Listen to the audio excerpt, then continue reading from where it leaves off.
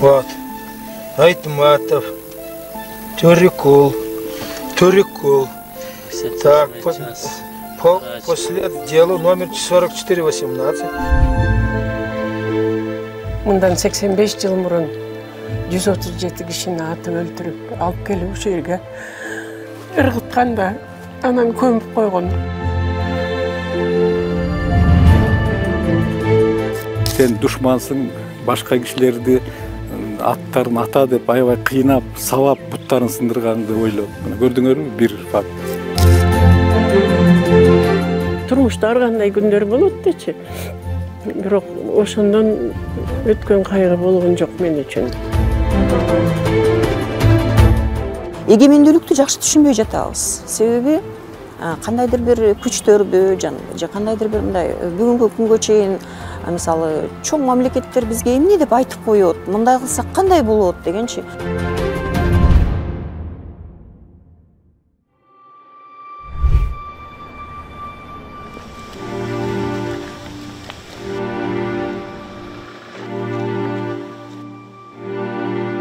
Мындан 32 жыл илгери Кыргызстан эгемендигин жарыялардан бир күн мурун 30 августта сталиндик репрессиянын курмандыгы болгон 137 кишинин сөөгү арууланып кайра жерге берилген.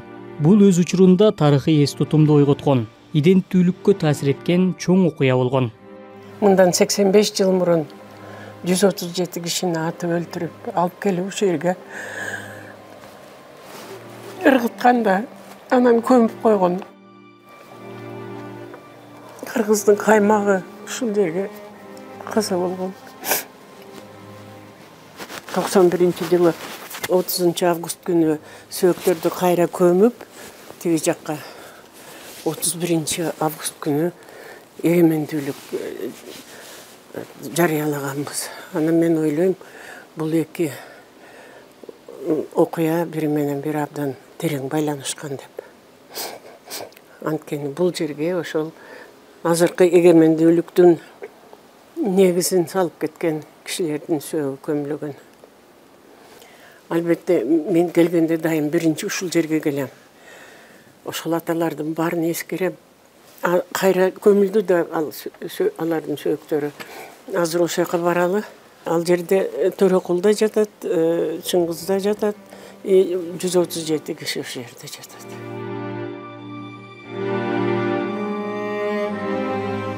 Коомдук ишмер Роза Айтматова бул окуя алардын бүлөөсү үчүн эле эмес, бүтүндөй улуттун тагдырындагы эң урунттуу учур болгонун эскерүүдө.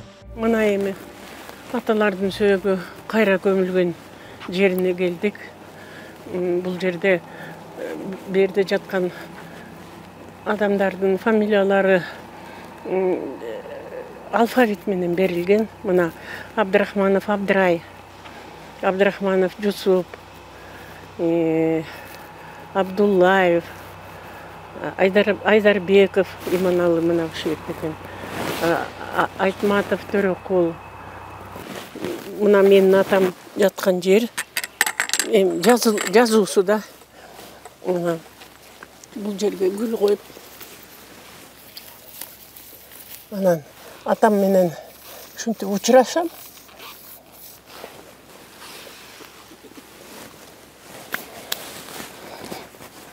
Бул жерде мына Шоруков. Мен ушуларга учурашайынчы атамдын достору эле. Эсенаманов.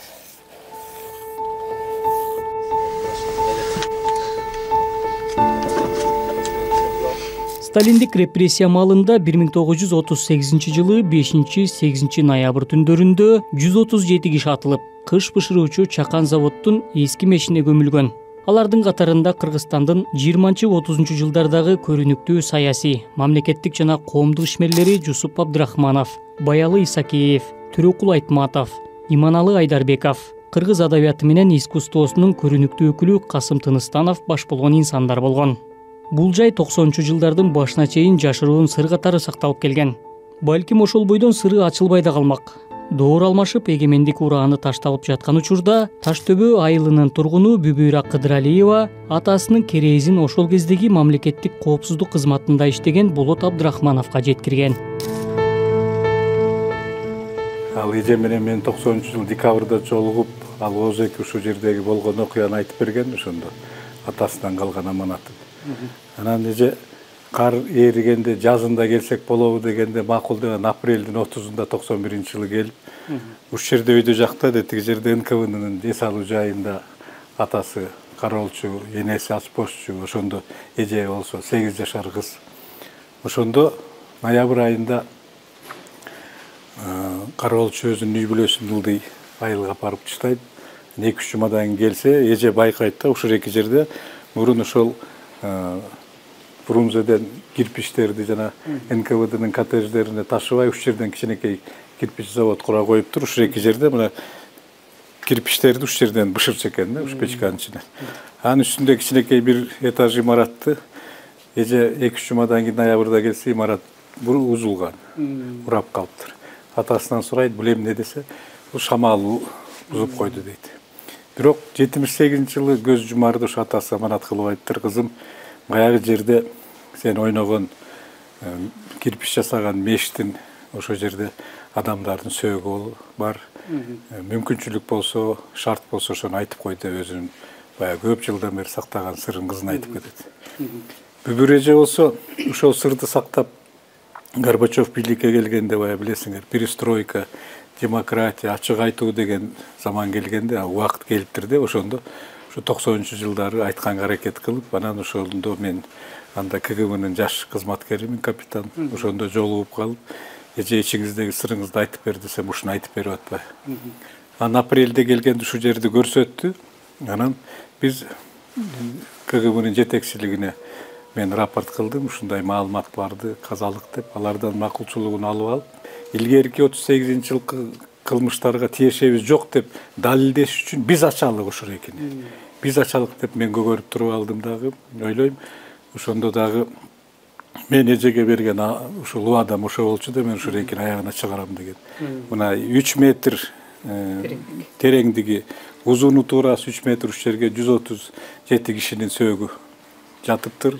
Ошолордун арасында Төрөкул Айтматов, Жусуп Абдрахманов, Баял Исакеев, Касым Тыныстанов, Алиев, Булатов деген бир топ Кыргызстандын каймактары, андан башка да 17 улуттун өкүлү, карапайым кишилер, дыйкандар, жумушчулар. Сөөктөрдү казуу иштери 2 жумага созулуп, августтун орто ченинде жерге кайра ызаат менен көмүү иштери жүрмөк. Бирок Москвада ошол учурда ГКЧП төңкөрүшү башталып кетип, убактысы жылдырылган. Бирок Абдрахманов бул окуя эгемендүүлүктөн бир күн мурда орун алышын символикалуу тарыхый окуя болду дейт. 30 августта ылдый жакта азыр барып көрөбүз.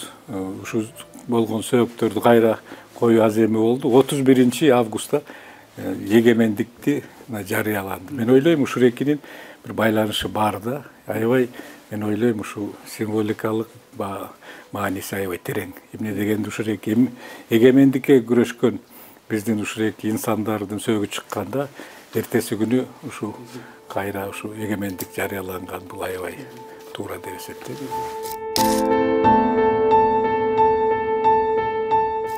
Сөөктөр 53 жылдан кийин кайра казылып алынган. Алар атылганга чейин эле ырайымсыздык менен кыйноого алынганын адистер сөөктөрдөн эле аныкташкан экен. Москалев деген тажрыйбалуу археолог агай аябай жакшы комментарий берип атты казып атканда. Мисалы, бир жамбаш сөөк сынган сөөк экен, айтып атат, бул көрдүңөр сынган. Бул адамдын сөөгү бүтпөй калган. Бул значит өлөрдүн жанында сынган деп эметкенде, кийин бая материалдарды изучать этсек, көп адамдарды жана тергөөлөр сен душмансың, башка кишилерди аттарын ата деп аябай кыйнап, сабап буттарын сындырган деп ойлоп. Мына көрдүңөрбү, бир факт. Экинчи факт, мисалы, бир түйүнчөктө карасак, ичинде кружка, жыгач, диги кашык, анан кичинекей катып калган нан. Аны элестетсек болот. Ушул эки түрмөдө жаткан ошол учурдагы бир жаранга туугандары келип ушул койнуна салып, ошол бойдон 63 жылдан кийин ошол эки чыгып атат мынакей. Ошонун баарын элестетип көрсөк, бунун баары биздин тарыхта. Ошону биз билиш керек. Кандай заманда биздин аталарыбыз ошо эгемендикке кандай күрөшкөн.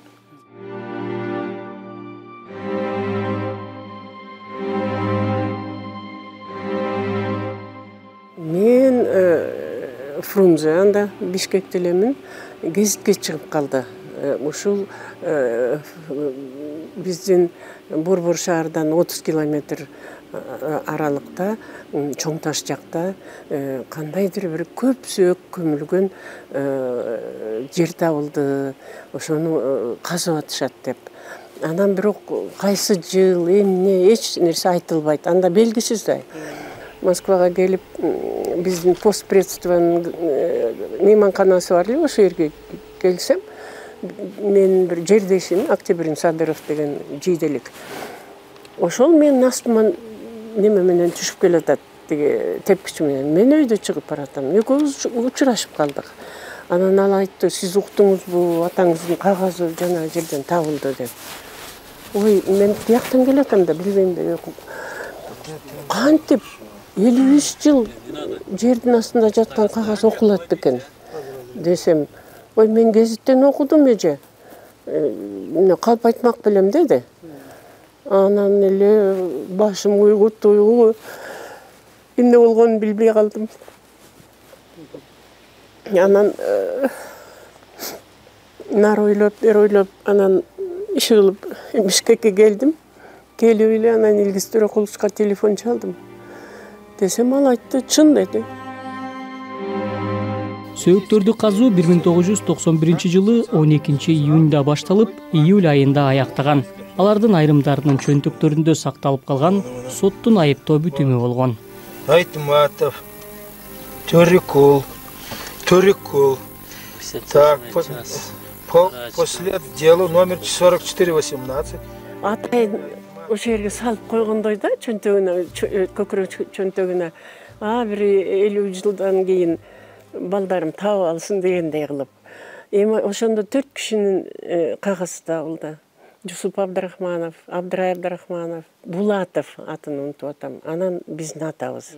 Ошолар биринчи ыргытылган окшойт да, ошол жерде ошолордун тиги кагазы сакталып калыптыр. Ал кагазды бир күн мурун берет экен. Эртең сот болот, мына сени күнөөлөп аткан биздин немелерибиз, статьяларыбыз деп. Анан ошол кагазды алганы алат, албаганы эми мага эмне кереги бар, бара бер атылам деп албай коет да. Булар болсо эртең сот болгондо өзүмдү жактайын, өзүмдү коргоюн деп чөнтөгүнө салып алган болуш керек. Баягы кыйнап, аябай сабап, мештин ичине күйүп турган, кып-кызыл болгон мештин ичине баштарын тыгып, эшикке чыгарып, суукка үшүтүп алып келип туруп, кып-кызыл болуп күйүп турган мештин үстүнө отургузуп, ушинтип кыйнашкан экен да. Анан айла жок, ооба, макулмун, ошону мен жасагам дейт да. Анан биздин атабыздын документтери боюнча үстүнөн өткөрүлгөн сот 20 минут эле болот. Анан сотто айтыптыр, мурунку айткан мойнума алган күнөөлөрдүн баарынан отказ берем. Мен эч качан андай кылган эмесмин. Мен кыйноолордун аркасы менен ооба дедим дейт. Ошентип 6-ноябрга чейин жана 137 кишинин баарын кырышат. Анан Лоцманов деген КГБнын чоңу парадка барат 7-ноябрь күнү. Парадка барып, трибунага туруп, анан кийин парадтан өтүп аткан эмгекчилерди кол булгалап неме кылат, куттуктайт. Анан ошол күнү майрамдашат. Анан 8-9 анан даярданып анан кийин алып келип, 10-дабы же 9-дабы алып келип көмүшкөн экен ошол жака. Сталиндик кандуу репрессия курмандыктарын казып алуу иштеринин башында ошол кездеги Кыргызстандын мамлекеттик коопсуздук комитетинин жетекчиси генерал Жумабек Асанкулов турган. Асанкулов, мен ойлойм, абдан жакшы ролду ойноду бул жерде. Ошодо КГБнын немелерин чогулуш өтүптүр да. Чогулуш өткөндө жарымы, коллективдин жарымы айтпай эле коелу, бул жерди казбай эле коелу дейт. Эч ким билбесин деп. Жарымы жок, айталы дейт экен. Анан ошондо Асанкулов өзү чечип кеткен экен. Айталы, эл билсин. Бизден мурунку өткөн немелердин күнөөсүн биз мойнубузга алалы, кечирим сурайлы деп. анан ошентип казылып калат да, ошон кишинин аркасы менен. Мен дагы бир нерсени кошуп коеюн. 138 баш сөөк табылат.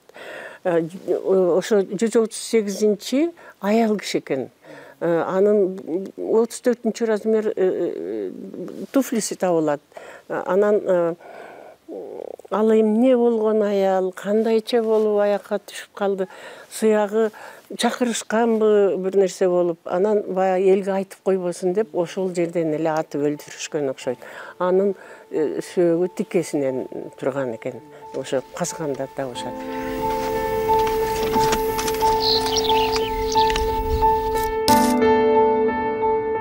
Сөөктөрдү ак кепиндеп, арулап кайра көмүүнү уюштуруу үчүн өкмөттүк комиссия түзүлгөн. 1991 жылы 30 августта Бишкектеги негизги аянтта аза күтүү митинги өткөн.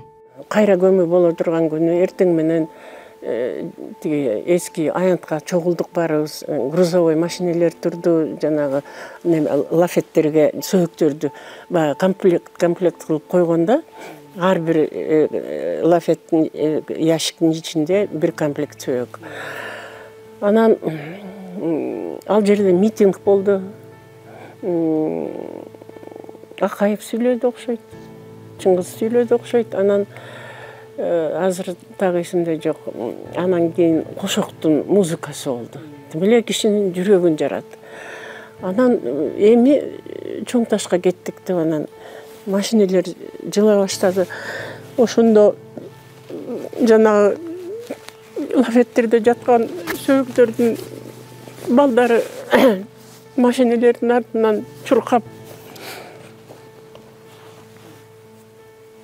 анан ким кайда экенин билбейм, бир кезде анан алып кетишти. Кой, сен тиги машина менен барабыз деп. Анан ошону менен келдик бул жерге. Келгенде эл көп. Бүтөгүрөктөгүлөрдүн баары атчандар, мындай машина менен келгендер батпайт. Ошол күндөрдөгү кайгым, билбейм, андай турмушта ар кандай күндөр болот дечи. Бирок ошондон өткөн кайгы болгон жок мен үчүн.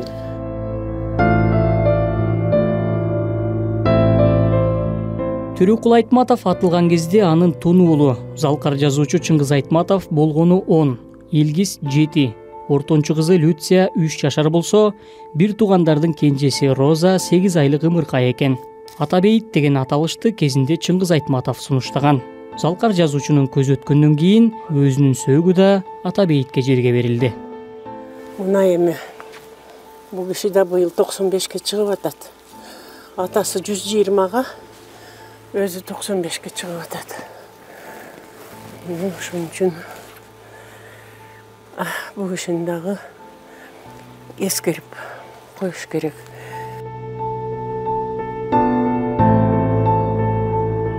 Роза Айтматова атасы тууралуу эскерүүлөрүн Тарыхтын актай барактары деген китебинде кеңири айтып берет. Атабейит постсоветтик өлкөлөрдүн ичинен даректүү жана далилдер менен табылган репрессия курмандыктарынын бирден бир көрүстөнү. Бул жай элге айкын болгондон кийин куугунтукка кабылып, дайынсыз жоголгон ата-бабаларын издегендер коопсуздук кызматына көп кайрыла баштаган.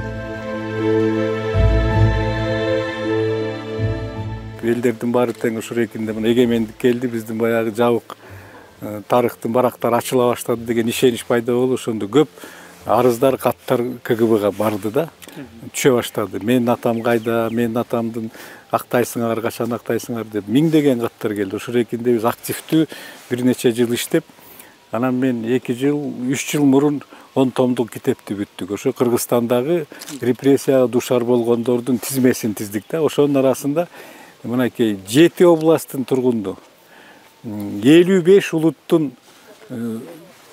өкүлдөрү. Ошонун арасында мына 137 кишинин арасында мынакей 17 улуттун өкүлү. Кыргыз, орус, уйгур, немис, поляк, чех, мынакей борекилерди ар бирөөнү алфавитный порядокто тизмеде ретте бул жерге чегилген да аты жөнү. Болот Абдрахманов кийин репрессия курмандыктарына арналган 10 томдук эмгек жазып, саясий куугунтукка кабылган 20 000 адамдын тизмесин тактаган. Ал жакында эле Ата Бейит улуттук тарыхый мемориалдык комплексинин директору болуп дайындалды. Мен айтып кетет элем, ушул патриоттук сезимди ушул Ата Бейитке окшогон жерден башталат депчи. Мен ушул эки жерге жаштар келгенде кубанам. Биздин Кыргызстан келечегинде мындай кайталанбас үчүн ушул экиндей кандуу тарыхты билиш керек да. Эмне дегенде мен кээ бирде аябай капа болом. Ушу репрессия дегенди көбү билбей калыптыр да. Көбү билбейт. Репрессия деген эмне деген сөздү билбейт. Ошол учурда биздин көп жаштар азыр мисалы футболисттердин, чет мамлекеттик футболисттердин аттарын баарын кыйын билишет. Футболканын номери менен баштап тиги ботинкесинин размерине чейин өзүнүн тарыхын билбеген. Мен ойлойм, бул жерде ойлоно турган көп нерсе бар.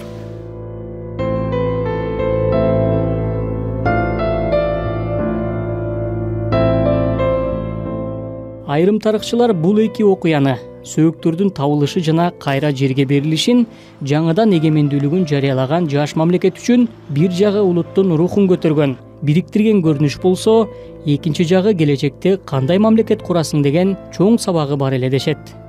Демократиялык багыттарды баалаган адам катары тарыхта калдык окшойт.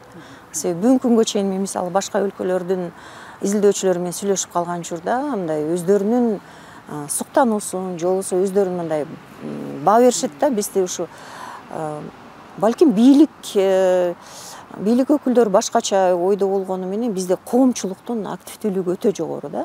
Анан жана басма сөз эркиндиги, же болбосо мондай нерселерге жетиш дагы бул мен жеңишибиз деп ойлойт элем. Бирок ошону менен катары эле албетте кемчиликтер болуп жатат. Бул мен сындап же болбосо аябай эметким келбейт. Биз эгемендүү өлкө катары өзүбүздүн позициябызды так кармашыбыз керек го деп ойлойм да. Биз эгемендүүлүктү жакшы түшүнбөй жатабыз. Себеби кандайдыр бир күчтөрдү же кандайдыр бир мындай бүгүнкү күнгө чейин мисалы чоң мамлекеттер бизге эмне деп айтып коет, мындай кылсак кандай болот дегенчи. Менимче бул биз эгемендүүлүккө жеткендигибиз же эгемендүү мамлекет экендигибизди биз ошондон билдирсек болот. Өзүбүздүн позициябызды так кармашыбыз керек. Анан бирөөнүн көзүн карабай аракет кылганга аракет жасашыбыз керек да. Анан биз бирөөдөн жардам күтүп отура беребиз да. Жардам күтөбүз. Тиги мамлекет эмне кылып бизге жардам берет экен? Бул кандай? Биз өз алдынча өнүккөнгө ар бир жаран өзүнүн салымын кошуш керек деген ойдомун да. Ошол эгемендүүлүктүн баркы, эгемендүүлүктүн баалуулугу мен ойлойт элем ар бир адамдын эркин ой жүгүрткөндө. Анан мамлекетибиздин көз каранды болбой башка нерселерге ошол нерсени биз өзүбүз кыла алабыз деген бир мындай бир түшүнүккө жетишүү деп ойлойм да. Тарыхчы Аида Кубатованын айтымында Ата Бейит өткөн тарыхты эле эстетип турбастан бүгүнкү күндө да сабагы болушу керек. Эгемендүү Кыргызстанда оюн эркин айта билген жарандар куугунтукталбай, пикири же позициясы үчүн кысымга алынбаганда гана толук кандуу эркин коомго жете алабыз.